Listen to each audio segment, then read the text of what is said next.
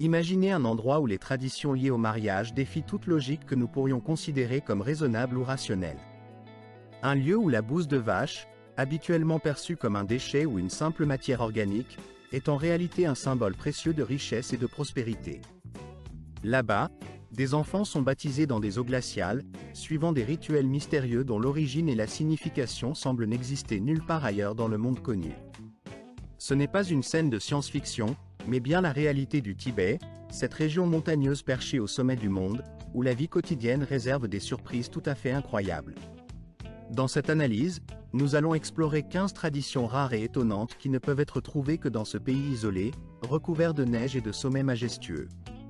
Certaines de ces coutumes vous surprendront agréablement, peut-être même vous ouvriront les yeux sur des aspects inconnus de la culture tibétaine, tandis que d'autres pourraient remettre en question tout ce que vous pensiez savoir sur les traditions et les modes de vie. Commençons par une pratique qui s'avère tout à fait saisissante par son caractère inattendu. Dans la culture tibétaine ancestrale, il est courant que les jeunes femmes soient encouragées à entretenir des relations amoureuses ou sexuelles avec au moins une vingtaine d'hommes avant d'être considérées comme prêtes pour le mariage. Cela peut sembler étonnant, voire choquant pour nos sensibilités modernes, mais cette coutume repose sur une croyance profonde. Le mariage avec une femme qui n'a pas connu cette expérience pourrait apporter malheur et malédiction à la famille du futur époux. Contrairement à d'autres cultures où la chasteté est valorisée et considérée comme un signe de vertu, dans cette société tibétaine, la preuve de l'expérience sexuelle devient une étape essentielle. Les jeunes filles doivent accumuler des preuves symboliques, tels que des petits signes ou des marques, après chaque relation, afin de démontrer leur expérience et leur maturité. Encore plus surprenant, dans certaines régions où la polygamie est pratiquée, une femme peut épouser plusieurs frères simultanément, une pratique connue sous le nom de polygynie fraternelle. Dans ces unions, le frère aîné occupe souvent une position de chef ou de coordinateur, tandis que ses frères plus jeunes partagent les responsabilités et les tâches domestiques. Cette tradition, ancienne, a été conservée pour préserver l'intégrité des terres et des propriétés familiales, évitant ainsi les divisions ou les conflits qui pourraient survenir dans un environnement aussi rude et isolé que celui du Tibet. Bien que ces pratiques puissent sembler compliquées ou déconcertantes aux yeux du monde moderne, elles reflètent en réalité une réflexion profonde sur la survie, la cohésion sociale et l'harmonie communautaire dans un contexte où chaque ressource, chaque lien familial, doit être soigneusement préservé pour assurer la pérennité de la communauté. Passons maintenant à une tradition tout aussi étonnante, voire insolite, la valeur symbolique de la bouse de vache dans la vie quotidienne tibétaine. Si vous vous promeniez dans une maison typique de cette région, vous pourriez être surpris de constater que plus les murs sont recouverts de taches brunes provenant de cette matière organique, plus la famille est considérée comme prospère. Pour les habitants, ces traces sont bien plus qu'un simple signe de saleté ou de désordre. Elles symbolisent la richesse du bétail possédé, un véritable trésor dans ces montagnes où l'élevage constitue la principale source de subsistance. En effet, dans un environnement aussi rude que celui du Tibet, où la végétation est rare et difficile à cultiver, le bétail représente la fortune et la sécurité économique. La bouse de vache, loin d'être rejetée, est même valorisée. Elle ne dégage aucune odeur désagréable car les vaches sont nourries exclusivement avec de l'herbe de la plus haute qualité, puisée dans les prairies pures de la région, et boivent de l'eau de montagne cristalline. Parfois, ces vaches se nourrissent même de plantes rares et précieuses, renforçant ainsi la valeur de leur fumier. Lorsqu'on brûle cette bouse, sa senteur évoque plutôt celle de l'herbe sèche, plutôt que celle d'un déchet odorant. Mais ce n'est pas tout, dans cette tradition étonnante, des produits spéciaux sont fabriqués à partir de ce fumier, notamment des galettes de pain plat que les habitants fabriquent et vendent dans des marchés locaux, attirant même des touristes curieux. Selon eux, ces galettes ne sont pas seulement comestibles, mais également bénées aujourd'hui. Nous allons explorer un aspect fascinant de la culture tibétaine, un univers qui remet en question certaines idées que nous considérons souvent comme évidentes, tout en révélant une philosophie profonde et riche sur la vie elle-même. Contrairement aux pratiques occidentales courantes, telles que l'enterrement traditionnel ou la crémation, les Tibétains ont adopté une méthode bien particulière, connue sous le nom d'enterrement céleste. Cette pratique se déroule dans un lieu sacré, où, lors d'un rituel soigneusement orchestré, des experts préparent avec dévotion le corps du défunt, puis le placent sur le sommet d'une montagne. Là, des vautours viennent se nourrir de la dépouille. Il est essentiel de comprendre que cette démarche n'est en aucun cas un acte de violence ou de cruauté, mais plutôt une manifestation de compassion et de respect envers la vie et la mort. Selon la croyance tibétaine, l'âme, ayant déjà quitté le corps, peut ainsi accomplir sa dernière étape, en devenant nourriture pour d'autres êtres vivants. Cela incarne une réflexion profonde sur les valeurs bouddhistes, où le dévouement et le cycle de la vie sont au cœur d'une vision du monde qui valorise la continuité, la réciprocité et l'interconnexion de tous les êtres. En outre, cette pratique trouve aussi une dimension pratique, car les conditions difficiles du Tibet rendent l'enterrement classique compliqué, voire impossible, dans un environnement où la disponibilité de combustible pour la crémation est très limitée. Cette tradition est donc née à la fois d'une foi spirituelle profonde et d'une nécessité pratique, façonnée par le climat hostile et le relief accidenté de la région. Sur le plan symbolique, lorsque les vautours s'élèvent dans le ciel avec leurs ailes déployées, on croit que l'âme du défunt s'élève vers le ciel, poursuivant sa route vers la prochaine étape de son voyage spirituel. Cela soulève une question importante. Qu'en pensez-vous ? Est-ce que cette vision particulière de la mort et cette relation étroite entre l'humain, la nature et le cycle de la vie modifie votre perception de la fin de vie ? Peut-être voyez-vous cette pratique comme une expression de respect ultime pour la vie, ou comme une façon d'harmoniser la mort avec le cycle naturel de la nature. J'aimerais beaucoup connaître votre avis à ce sujet, car il s'agit là d'une différence culturelle frappante qui invite à la réflexion. N'hésitez pas à partager vos impressions dans les commentaires, je suis réellement intéressé par votre réaction face à ces pratiques si éloignées de nos habitudes occidentales. Passons à un autre fait étonnant, presque inimaginable dans le contexte du monde moderne. Il concerne une ville tibétaine appelée Nagak, qui s'étend sur plus de 160 km². La population y est d'environ 500 000 habitants, et ce qui est surprenant, c'est qu'il n'y a pas un seul arbre vivant dans cette région. Même dans les déserts les plus arides, il est habituel de trouver au moins quelques végétaux, mais ici, c'est comme si la végétation avait complètement disparu. Nagak résiste depuis des millénaires à toutes les attaques, tentant désespérément de faire pousser des arbres, mais sans succès. La raison n'est pas un manque de connaissances ou de désir de verdure, mais tout simplement la difficulté extrême de survivre dans ce territoire. Située à plus de 4500 mètres d'altitude, cette région fait face à certaines des conditions climatiques les plus rudes que l'on puisse rencontrer sur la planète. Le sol y est gelé en permanence, empêchant les racines d'ancrer solidement les arbres.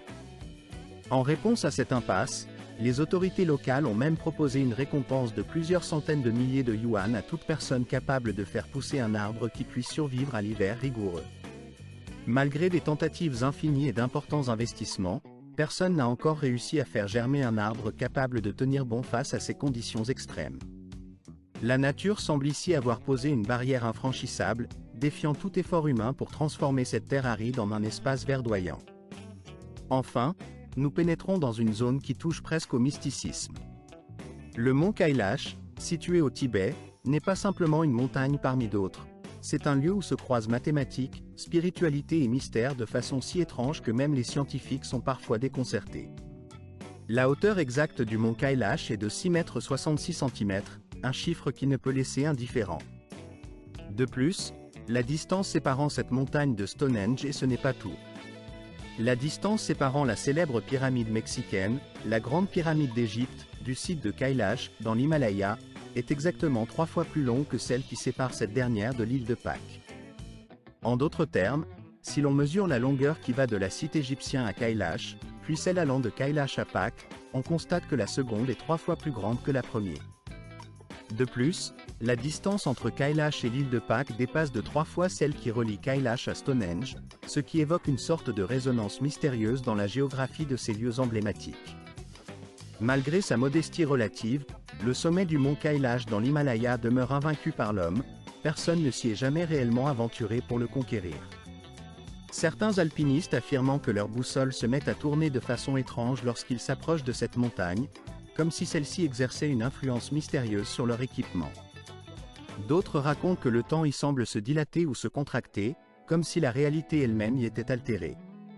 Les Tibétains locaux considèrent le mont Kailash comme un lieu d'une sacralité extrême, si bien qu'ils croient que toute tentative d'y monter pourrait entraîner des conséquences catastrophiques non seulement pour le grimpeur, mais aussi pour la paix universelle.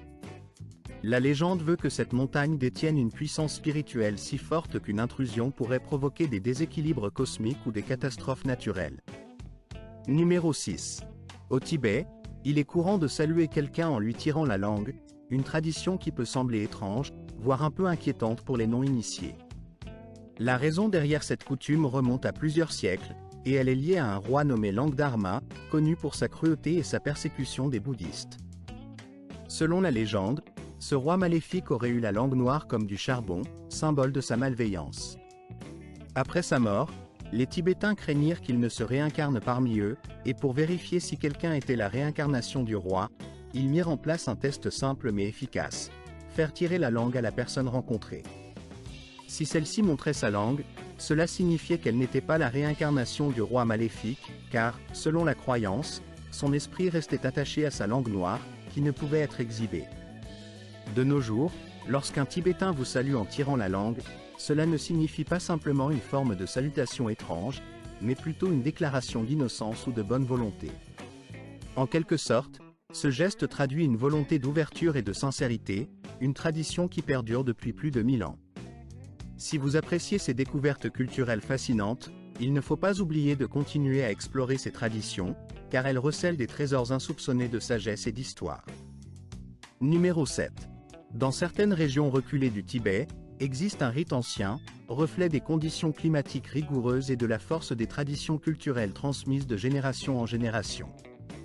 Ce rituel, qui se pratique le lendemain de la naissance d'un enfant, implique que la mère confie le nouveau-né à la personne la plus respectée du village. Ensuite, celui-ci est amené au bord d'un ruisseau glaciaire, où il doit immerger brièvement le corps du bébé, sauf sa tête, dans l'eau glacée. Ce geste symbolise une sorte de pacte avec la nature, visant à renforcer le lien entre l'enfant et son environnement. Selon la croyance locale, cette immersion permettrait à l'enfant de développer une capacité d'adaptation exceptionnelle face aux conditions extrêmes de l'altitude et du climat. La réaction du bébé constitue un indicateur précieux. S'il réagit avec vigueur et vigilance, cela témoigne de sa vitalité et de son potentiel d'adaptation. En revanche, une réaction faible ou léthargique alarme les adultes, qui y voient un signe de fragilité ou de vulnérabilité face aux rigueurs de la haute montagne. Par ailleurs, il existe une caractéristique génétique propre à cette région, héritée des Denisoviens, une ancienne population humaine. Ces adaptations génétiques permettent aux Tibétains d'absorber efficacement l'oxygène et de supporter le froid extrême, des qualités essentielles pour leur survie dans un environnement aussi hostile. Ces caractéristiques biologiques, combinées aux pratiques culturelles ancestrales, expliquent malgré sa notoriété mondiale, le thé au beurre demeure une boisson fondamentale dans la culture tibétaine, essentielle à la survie des habitants de cette région montagneuse. Il est étonnant de constater qu'aucun arbre à thé ne pousse sur le territoire tibétain, ce qui rend cette boisson encore plus précieuse et rare dans cette contrée. Pour les Tibétains, le thé au beurre n'est pas simplement une boisson, c'est véritablement une source vitale de vie. Il leur confère une énergie indispensable pour affronter les rigueurs du climat, notamment lors des froides gelées qui règnent à des altitudes extrêmes, où la plupart des autres êtres vivants auraient peine à survivre. En outre, cette boisson fournit des nutriments essentiels, contribuant à leur subsistance dans un environnement où l'agriculture est pratiquement impossible en raison des conditions climatiques difficiles. Chaque tasse de thé au beurre doit être soigneusement préparée, souvent après un long voyage de plusieurs centaines de kilomètres pour l'approvisionner. En effet, cette précieuse boisson est transportée depuis des régions éloignées, parfois à plus de 1000 km, ce qui a donné naissance à l'une des routes commerciales les plus légendaires de l'histoire. La route du thé et des chevaux s'étend sur environ 400 km, traversant des montagnes parmi les plus dangereuses du monde, avec des cols escarpés et périlleux.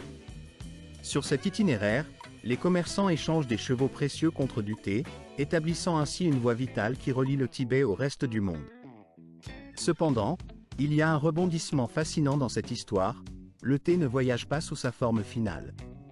Arrivé au Tibet après ce long périple épique, il ne s'agit pas simplement de thé fraîchement infusé. Les Tibétains ont inventé une méthode unique pour préparer leur boisson. Ils fouettent le thé avec du beurre éclatant et une pincée de sel, créant ainsi une mixture qui ressemble davantage à une soupe qu'à un thé traditionnel. Ce procédé confère au thé au beurre sa texture particulière et ses saveurs riches, devenant une véritable institution dans la vie quotidienne. Le thé au beurre est si essentiel pour eux qu'ils en consomment plusieurs dizaines de tasses chaque jour. Il est offert aux invités, dégusté pendant les prières, et joue un rôle autant alimentaire que cérémonial dans une société où l'agriculture est presque impossible. Dans cette région reculée, Cette boisson constitue une véritable source de subsistance et un lien avec leur spiritualité. Vous avez probablement déjà aperçu ces drapeaux colorés flottant contre le ciel azur du Tibet. Mais ces drapeaux ne sont pas de simples décorations, ils représentent une tradition spirituelle riche et ancienne. Appelés drapeaux de prière ou drapeaux de vent, ils font partie intégrante d'une des plus belles pratiques spirituelles sur la Terre. Chaque drapeau porte des mantras et des prières sacrées, destinés à être dispersés dans l'univers lorsque le vent souffle.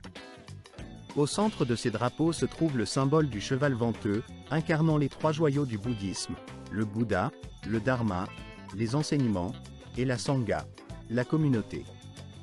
Dans chaque coin du drapeau, des animaux symboliques sont représentés, l'oiseau Garuda, symbole de sagesse, le dragon, incarnation de la puissance, le tigre, représentant la foi, et le lion des neiges, symbole d'intrépidité et de courage.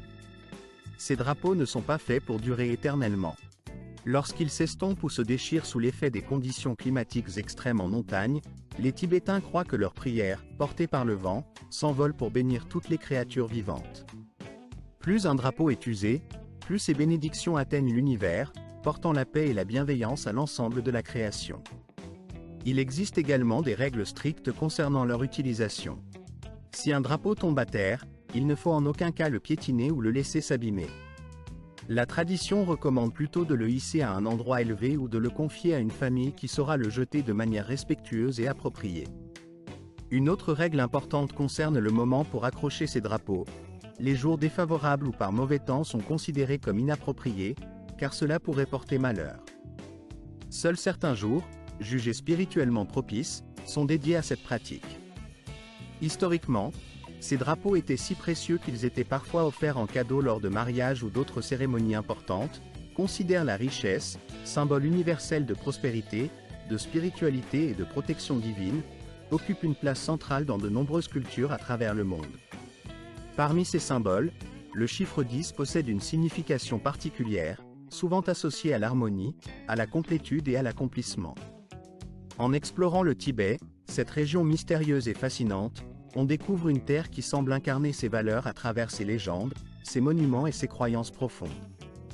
En particulier, le Tibet est reconnu comme la patrie légendaire du Yéti, cette créature mythique qui a alimenté l'imagination collective depuis des décennies. Malgré l'acharnement de la science, avec de nombreuses expéditions, recherches et investigations, cette mystérieuse figure continue de fasciner les esprits du monde entier. Les indices recueillis restent toujours énigmatiques, jamais complètement confirmés ou infirmés. Des empreintes de pas gigantesques, qui ne correspondent à aucun animal connu ou célèbre, ont été découvertes dans la neige immaculée. Des échantillons de laine étranges, impossibles à classifier précisément par l'analyse ADN, alimentent encore plus le doute. Des photographies floues, des vidéos tremblantes, montrant ce qui pourrait être n'importe qui ou n'importe quoi, abondent dans les archives de ces enquêtes. Même des corps congelés, trouvés dans des conditions mystérieuses, se sont révélés être soit des faux sophistiqués, soit des créatures mal identifiées, ce qui ne fait qu'accroître le mystère. Ce qui rend cette légende particulièrement captivante pour les Tibétains, c'est que le Yéti ne peut être considéré comme un simple mythe ou une invention touristique. Pour beaucoup, cette créature est aussi réelle que le léopard des neiges ou que leur propre existence. Des dizaines d'expéditions ont exploré les régions reculées du Tibet, utilisant des technologies modernes telles que l'imagerie thermique et l'analyse génétique avancée. Certaines de ces missions ont découvert des traces intrigantes, d'autres n'ont rien trouvé du tout, mais aucun n'a permis de fournir la preuve définitive qui pourrait mettre un terme à cette énigme. Alors, que penser? Est-il possible que dans ces étendues glacées du Tibet, des créatures encore inconnues vivent en secret, cachées dans l'ombre de la nature? Ou s'agit-il simplement de folklore, façonné par le temps, la légende et la force de la nature elle-même? Ce secret, aussi vieux que les montagnes, continue de diviser les opinions et d'alimenter les débats depuis des générations. La question reste ouverte, et le mystère demeure entier. Passons maintenant à un autre symbole d'émerveillement, la ville d'E-Lhasa, capitale du Tibet. Elle abrite l'un des monuments architecturaux les plus étonnants et emblématiques de la planète. Le palais du Potala, véritable chef-d'œuvre, semble défier les lois de la physique, comme si ces structures sortaient directement de la roche, formant un ensemble qui paraît presque surnaturel. Il ne semble pas avoir été construit par des mains humaines, mais plutôt sorti d'un rêve ou d'un miracle géologique. Ce n'est pas simplement un monument impressionnant, c'est une forteresse de 13 étages, composée de plus d'1 millier de chambres, perchée à une altitude où la majorité des gens auraient du mal à respirer sans effort. La construction de ce chef-d'œuvre a été une prouesse technique et humaine, encore aujourd'hui source d'étonnement pour les ingénieurs modernes. Pendant des siècles, le palais du Potala a servi de résidence d'hiver au Dalaï Lama, tout en étant un symbole spirituel et culturel. Il incarne un miracle d'ingénierie qui semble défier toutes les explications rationnelles. Toutes ces structures ont été érigées à la main, avec des matériaux extraits des montagnes environnantes, transportés par des moyens artisanaux, en dépit du climat rigoureux de la région. La construction n'a pu se faire que durant de courtes saisons, lorsque les conditions météorologiques étaient favorables. Pourtant, grâce à l'ingéniosité et à la détermination des artisans tibétains, le bâtiment a été conçu avec une telle solidité qu'il a résisté aux tremblements de terre, aux guerres et aux siècles de climat hostile. Le palais est divisé en deux parties principales, le palais blanc, qui servait aux besoins administratifs et résidentiels, et le palais rouge, dédié aux cérémonies spirituelles, aux rituels et aux pratiques religieuses. À l'intérieur, se trouvent des fresques anciennes, des tombeaux, des œuvres d'art sacré et des chapelles, témoins de plusieurs siècles de culture tibétaine et de philosophie bouddhe après avoir été contraint à l'exil. Le palais Dalaï Lama, jadis symbole de pouvoir et de prestige, a été transformé en un musée où l'histoire et la culture tibétaine sont désormais conservées pour les générations futures. Pourtant, malgré cette conversion en lieu de mémoire, la signification spirituelle qui lui était attachée n'a pas disparu pour autant. Au contraire, ce lieu continue de vibrer d'une énergie profonde, palpable à chaque visite, chaque pas dans ces salles sacrées.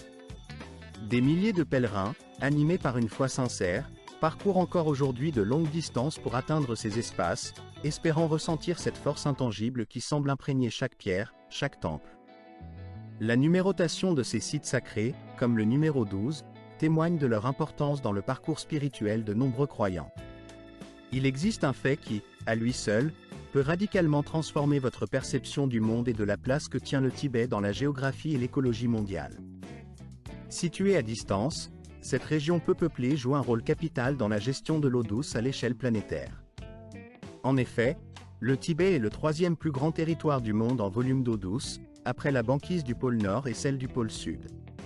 C'est pour cette raison qu'on le désigne souvent comme le troisième pôle de la planète.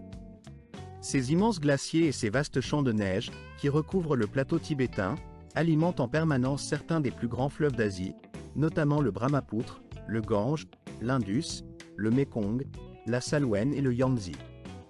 Ces fleuves, qui prennent naissance dans cette région, ne se limitent pas à fournir de l'eau potable pour des millions de personnes. Ils sont également le socle de l'agriculture, de l'industrie et de l'économie dans plusieurs pays, soutenant la civilisation et le développement de toute une partie du continent asiatique. Plus de 2 milliards d'individus dépendent directement de cette source d'eau, qui provient essentiellement des glaciers tibétains. Cela signifie que près de 47% de la population mondiale trouve sa survie et son bien-être dans cette région. Cependant, le changement climatique, en accélérant la fonte de ces glaciers, menace cet équilibre fragile. Les scientifiques tirent la sonnette d'alarme.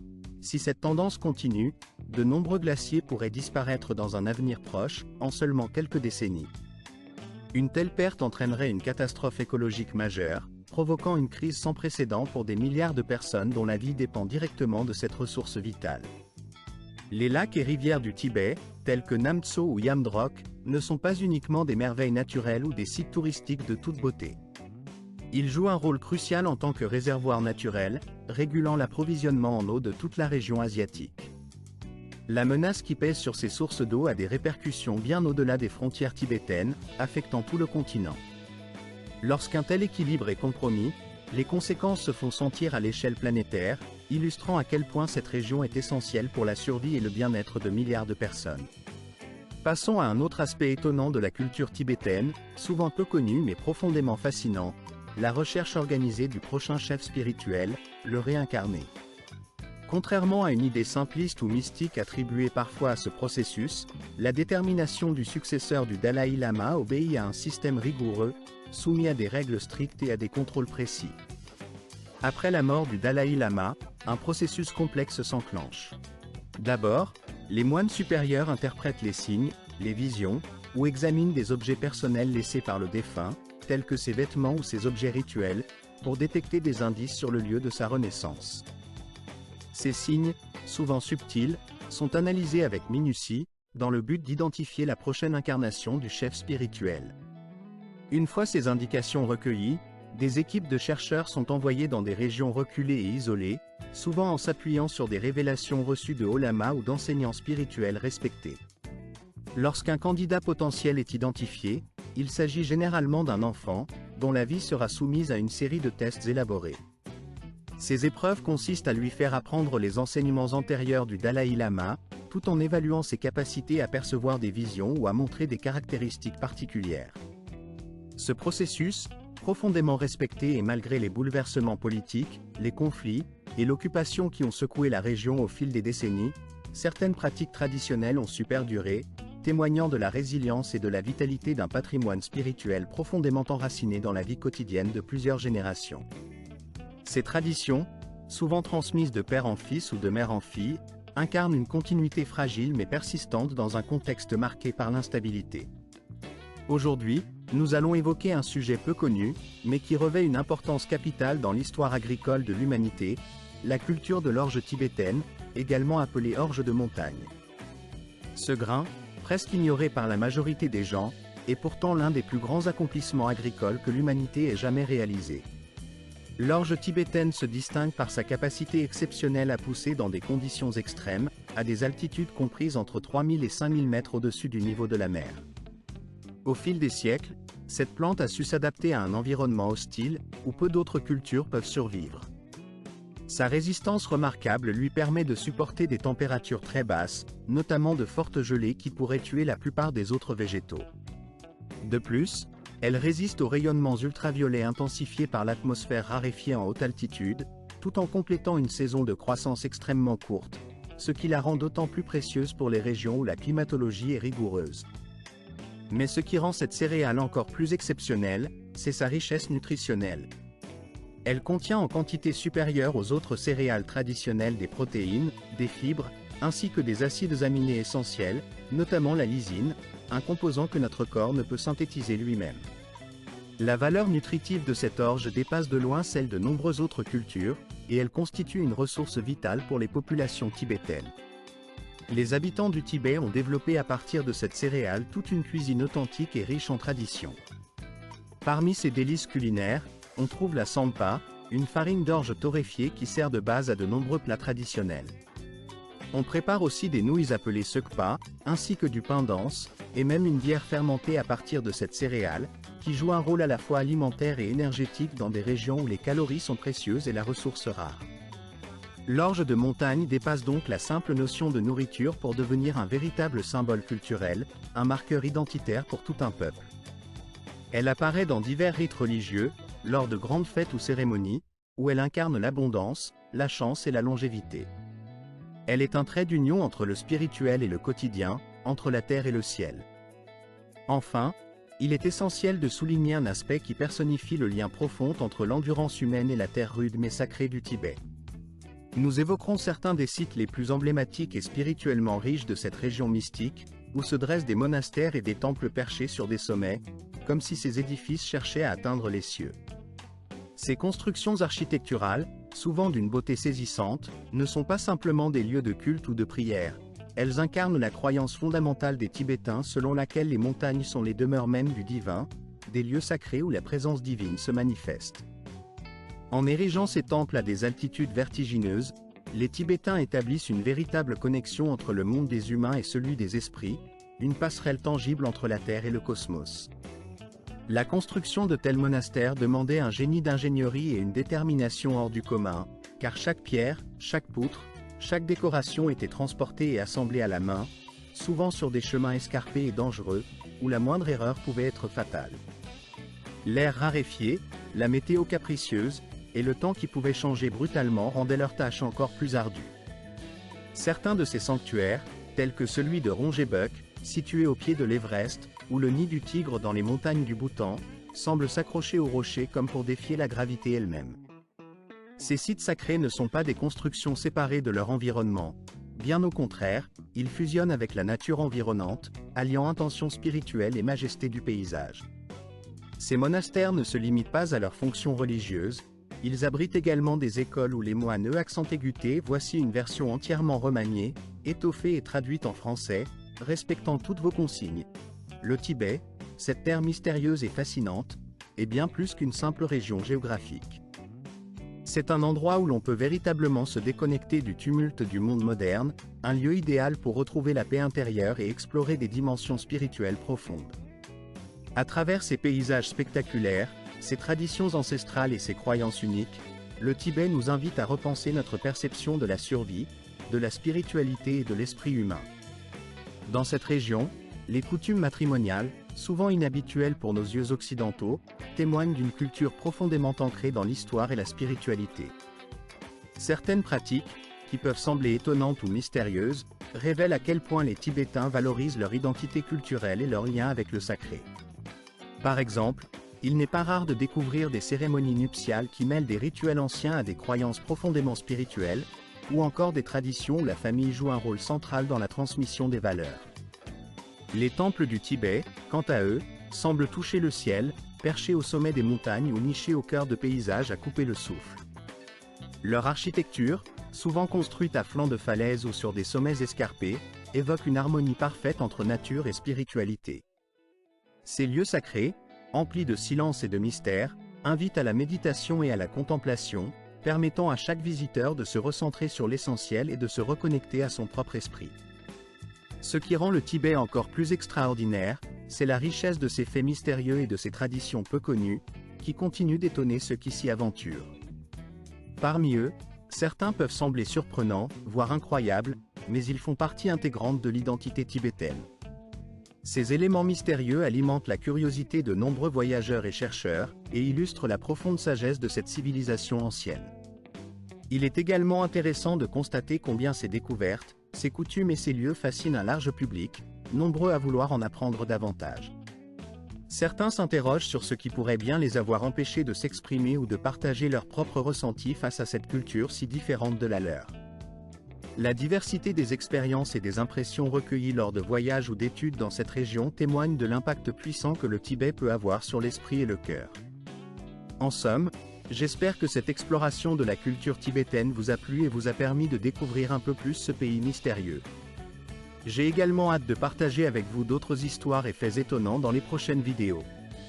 Si cette présentation vous a intéressé, n'hésitez pas à laisser un commentaire, à partager votre avis ou à indiquer le pays que vous aimeriez que nous explorions lors de nos futurs projets.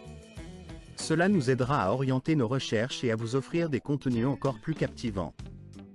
Je vous remercie sincèrement d'avoir pris le temps de regarder cette vidéo, et je vous donne rendez-vous très bientôt pour une nouvelle aventure.